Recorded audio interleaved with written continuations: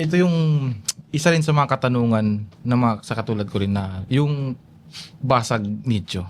Oo. Pwede nating matanong. Yung, alam nyo na yung na pag-usapan natin na pag may nalaman nila na may alahas yung nilibing, Opo, totoo po yun. Totoo po yun. Minsan po binubutas po. tapos binabalik din. Binabas, Makikita mo na lang po may butas na. Ibig sabihin po nun, pag may butas, baka inaano po yun. Dalawanan. Tinitignan po nila kung may mga, yung halimbawa may ngipin pong ginto. sa ipin. Sa May yung mga Tsaka po binabase nila kung ilang years po yung nakalibing. Pagka medyo matagal-tagal na, ay may ginto yan. Ganun.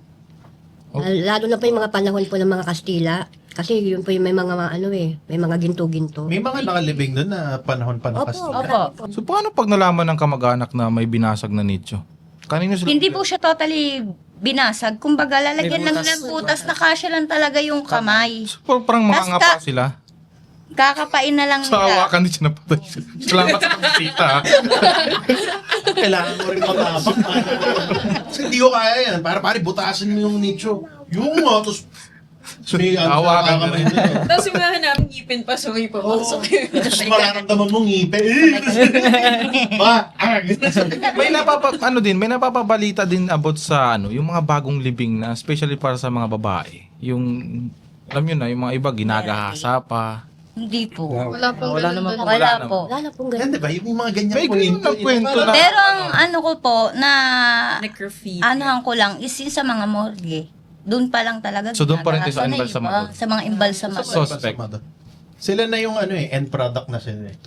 So wala nang doon. Pre, labas ka muna, pre. Oo. Embalsamador eh, di ba? Nag-iinit to eh. Kunin mo yung hairdryer. Pero malabo yun sa naglibing, magbubukas ka para gahasain na yung patay. Kasi may yan eh, di ba? May konkreto pa. Inaanhan na po ng halo yun. Ay, may, tinatakpan na talaga. di ba may mga nililibing din kasama yung mga personal gamit? Opo. So, may bumupinteriya din yun.